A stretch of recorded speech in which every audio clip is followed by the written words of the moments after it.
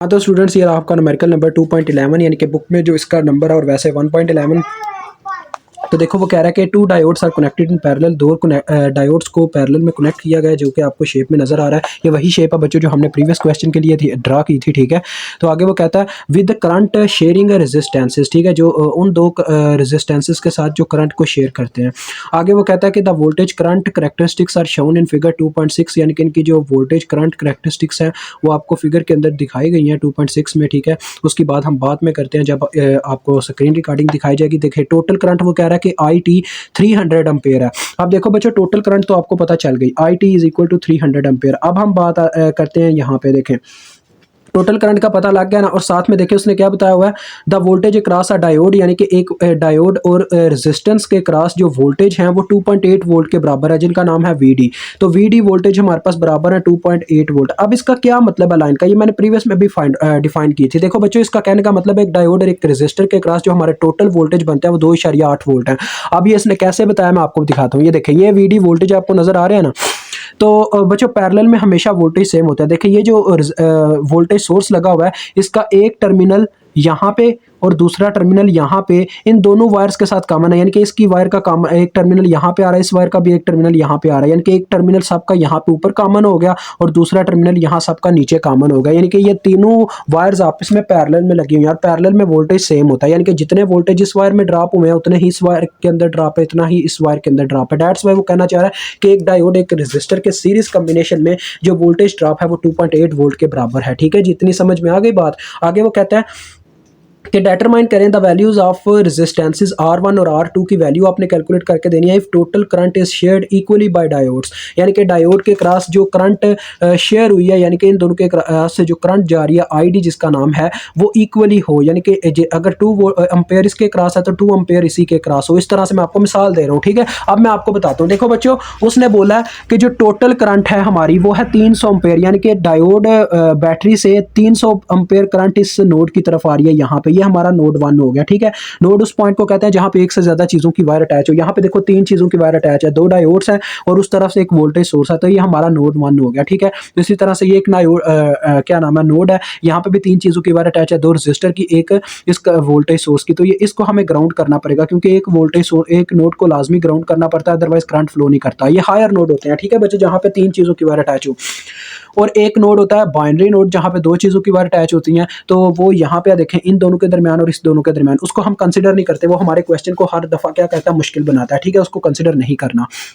तो देखिए अब मैं आपको सारी आगे की बात तफसीलन बताता हूँ कि ये जो आई टी है ना ये आई डी के इक्वल है, ठीक है जी। I D is equal to 300 ampere. अब जैसा कि उसने बोला कि हर डायोड के क्रॉस से इक्वल करंट गुजरेगी, यानी कि देखो ये जो करंट है ये टोटल करंट है, तो जब ये इस नोड पे आएगी तो 2 हिस्सों में तकसीम हो जाएगी। लेट से इस तरफ जाएगी अपनी I1 करंट, ठीक है जी, और इस तरफ जाएगी अपनी I2 करंट, ठीक है, ओके हो गया। तो देखो बच्चों अगर हम I1 करंट और I2 की करंट की बात करें तो उसने बोला सेम करंट D1 और D2 में से गुजरनी चाहिए। अगर टोटल करंट 300 है तो इन दोनों के दरमियान सेम करंट का क्या मकसद है, यानी कि दोनों के दरमियान इक्वल करंट क्या होनी चाहिए, डिवाइड होनी चाहिए, यानी कि जितना हिस्सा इसको मिले उतना ही हिस्सा इनको मिले। यानी कि ऐसे ही है बच्चों, 2 बंदे हैं और चीज एक है, तो 2 बंदों के दरमियान अगर चीज एक बांटनी हो तो क्या किया जाएगा, जो चीज है उसको 2 हिस्सों में बांटा जाएगा, यानी कि 1/2 कर दिया जाएगा। ऐसे ही हम क्या करेंगे, देखें लिखेंगे कि I1 हमारी I2 के बराबर है, जो कि दोनों बराबर हैं IT ओवर 2 के, यानी कि टोटल हिस्से को 2 पे तकसीम करो तो आपको इन दोनों का हिस्सा मिल जाएगा, जो कि क्या आएगा देखें 300 divided by 2 which is equal to 150 ampere आ जाएगा, ठीक है। अब हम इसको देखें, आपको लेके चलते हैं अपनी बुक पे और बताते हैं कि डायोड 1 के कितने वोल्टेज हैं और डायोड 2 के वोल्टेज कितने हैं उस ग्राफ के अकॉर्डिंग जिस ग्राफ की इसने ऊपर बात की है। Voltage current characteristics are shown in figure, ठीक है। तो ये आपको वहीं से दिखाता हूँ। अभी मुझे स्क्रीन रिकॉर्डिंग की तरफ जाना होगा। तो ये स्टूडेंट्स जैसा कि हम अपना न्यूमेरिकल नंबर 2.11 कर रहे थे, जिसमें वो कह रहा है कि 2 न्यूमेरिकल्स 2 डायोड्स जो हैं वो पैरेलल में लगाए गए हैं और उनके क्रॉस जो टोटल करंट आपको पता है 300 एम्पेयर थी। जब हमने दोनों डायोड्स के क्रॉस उनकी करंट निकाली, क्योंकि पैरेलल में आपको पता है इक्वल करंट दोनों तरफ जानी चाहिए, और हमने डिवाइडेड बाय 2 करके चेक किया तो पता चला कि 150 करंट जो है 150 एम्पेयर करंट दोनों डायोड्स के क्रॉस गुजर रही है। अब मैंने आपको बोला था कि मैं स्क्रीन रिकॉर्डिंग में आपको बताऊंगा कि वोल्टेज इन दोनों के क्रॉस कितने होंगे। देखें 150 है ना, तो इसके क्रॉस भी वही बच्चों देखो करेक्टरिस्टिक्स वाला ग्राफ दिखाया जा रहा था, V I characteristics are shown in figure 2.6 जो हमने प्रीवियस में इस्तेमाल किया था। तो अब देखें 150 एम्पेयर करंट पे आपने दोनों की वैल्यू निकालनी है, डायोड 1 की भी और डायोड 2 की भी। तो चलो आओ निकालते हैं। ये डॉटेड लाइन जो है ये हमारे डायोड 1 की है। तो जरा चेक करें, हमने 150 पे निकालनी है, ये ऊपर आके 150 है, ये देखें यहाँ पे ये 150 है, डॉटेड लाइन यहाँ पे 150 दे रही है।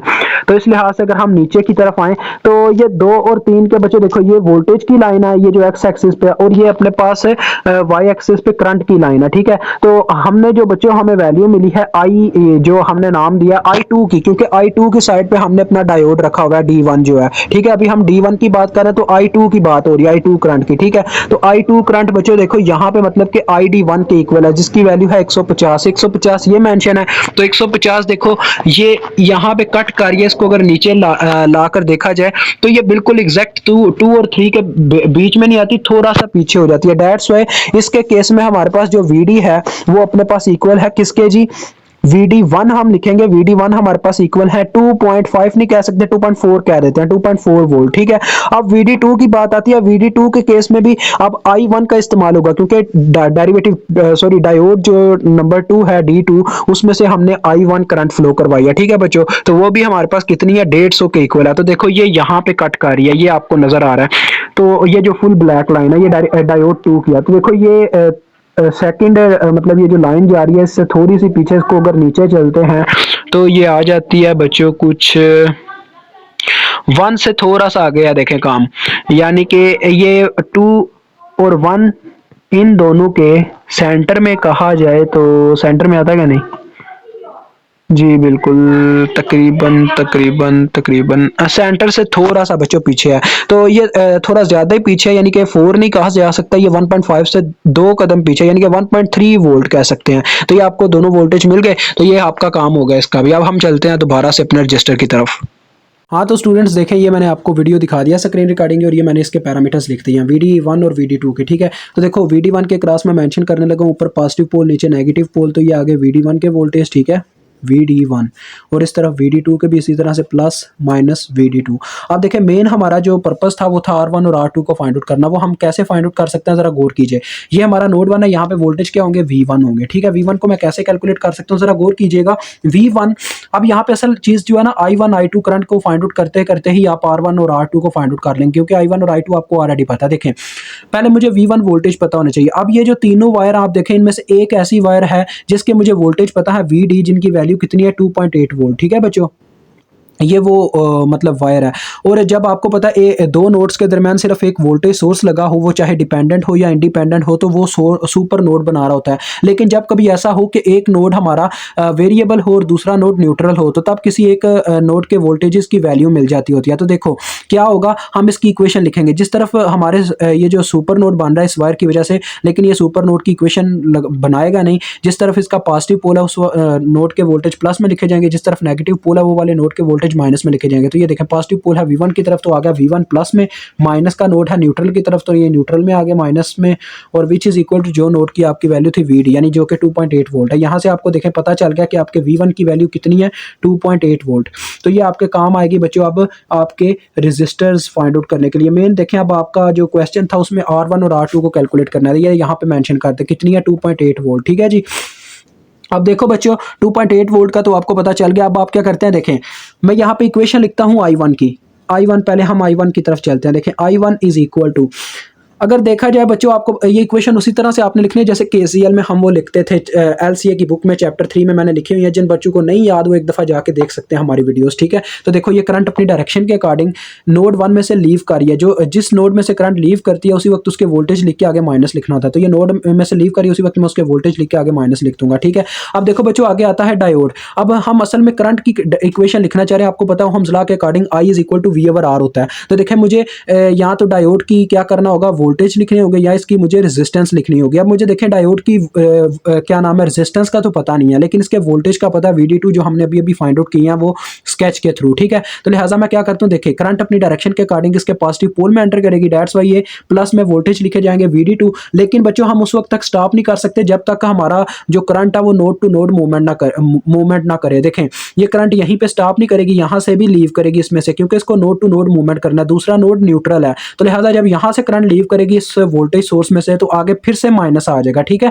ये जो माइनस था ये उसमें लीव का था, ये प्लस में मैंने पुट किया था, ठीक है, वो माइनस प्लस माइनस ही आ गया, ठीक है बच्चों। अब जब यहाँ से करंट ने लीव किया तो वो R2 में से भी गुजरी, और फिर क्योंकि R2 के मुझे ना वोल्टेज पता ना रेजिस्टेंस पता, तो वो एक अलग बात है, ठीक है। तो लिहाजा R2 में से जब करंट गुजरी फिर जाके न्यूट्रल में एंटर होगी, तो आगे आ गया -0, नोड टू नोड मूवमेंट होगी, और जितनी रेजिस्टेंस रस्ते में आई वो आपने बटे में लिखते रही है, सिर्फ R2 रस्ते में आई, क्योंकि बच्चों डायोड की रेजिस्टेंस की जगह हमने उसके वोल्टेज लिख दिया। तो ये वायर ऐसे ही है, देखो ये मैं आपको ड्रा करके दिखा रहा हूँ कि ये जैसे वायर ऐसे थी रस्ते में, यानी अब ऐसे लग रहा है, जिस तरह से हमने इसकी इक्वेशन लिखी है वो इस तरह से वायर हो गई हुई है कि ये आपकी वायर थी R2, और इस तरह से नीचे न्यूट्रल लगा हुआ था, और ऊपर आपके पास V1 वोल्टेज थे। आपने इस वायर के क्रॉस करंट लिखी है, ये देखें आपको नज़र भी अब आ रही है, ठीक है, इस वायर के क्रॉस आपने लिखा है। ऐसे ही VD1 के लिए भी लिखोगे। देखो बच्चों R2 और I1 की रिप्लेसमेंट कर देते हैं, क्योंकि I1 की वैल्यू हमें पता है, R2 इधर चला गया और I1 इसके बटे में आ गया। देखें V1 माइनस VD2 रह जाएगा और बटे में आ जाएगा I1। अब वैल्यूज पुट करें, I1 की वैल्यू आपके सामने ही है 2.8 आई है, और माइनस VD2 की वैल्यू आपके पास कितनी थी 1.3, ठीक है। और बटे में देखें क्या आ गया, I1 की वैल्यू जो कि आपके पास आई थी 150। अब हम इसको कैलकुलेटर पे सॉल्व करते हैं और देखते हैं कितनी वैल्यू आती है आपके पास रजिस्टर की। 2.8 माइनस करते हैं 1.3, तो ये बन जाता है अपना 1.5। 1.5 को अगर डिवाइड किया जाए 150 से, तो ये शायद 0.1 आने वाला बच्चों, नहीं 0.01। तो बच्चों ये आपके पास आ गया 0.01 ओहम, ठीक है जी। तो ये आपके पास R2 की वैल्यू आ गई। अब हम निकालेंगे R1 की वैल्यू, वो कैसे निकालेंगे देखें। अब मैं इस वायर की क्या लिखता हूँ, करंट की इक्वेशन लिखता हूँ I2 की। देखो बच्चों I2 करंट क्या है, ये लीव कर रही है नोड 1 में से, तो लिहाजा उसी वक्त हम नोड 1 के वोल्टेज लिख के आगे माइनस लिख देंगे। अब ये देखें क्या करती है, इस डायोड में से गुजरती है। मुझे डायोड की रेजिस्टेंस नहीं पता, लिहाजा इसको भी मैं वोल्टेज सोर्स बनाना चाहता हूँ, तो लिहाजा मैं इसके पॉजिटिव पोल में देखें अपनी डायरेक्शन के अकॉर्डिंग एंटर कर रहा हूँ, तो ये आ जाएंगे प्लस में इसके वोल्टेज, ठीक है। अब यहाँ से भी करंट को लीव करवाना पड़ेगा, क्योंकि नोड टू नोड मूवमेंट होनी है। यहाँ से जब करंट लीव करेगी फिर से आगे माइनस आ गया, अब इस रेजिस्टर में से गुजरी और फिर न्यूट्रल में जाके एंटर कर गई, तो आगे जीरो, और जितनी रेजिस्टेंस रास्ते में वो सिर्फ R1 है, क्योंकि मैंने डायोड की रेजिस्टेंस कंसीडर ही नहीं की, उसको as a voltage source consider किया, जैसे यहाँ पे डायोड 2 के वोल्टेज कंसीडर किए थे, ठीक है। तो ये इसकी इक्वेशन आ गई। देखो फिर क्या होगा, R1 उधर चला जाएगा और इक्वेशन आ जाएगी V1 minus VD1 over I2। तो वैल्यूज पुट करो, V1 की आपके पास बच्चों कितनी वैल्यू है 2.8, और VD1 की वैल्यू आपने कितनी निकाली थी 2.4, और बटे में आ गया आपके पास 150। देखते हैं ये कितना बनता है, 2.8 माइनस 2.4 0.4 आ जाएगा मेरे ख्याल में तकरीबन जी, और इसको डिवाइड किया जाएगा 150 से, तो ये बच्चों आपके पास आ गया 2.67 मिली ओहम कहा जा सकता है, या 0. कह लें 0.00, हाँ जी 0.00267 ओहम, ठीक है जी। ये आपका आंसर आ गया R1 का। मुझे उम्मीद आपको समझ आ गई होगी। अभी आपसे इजाज़त चाहते हैं, खुदा हाफिज़।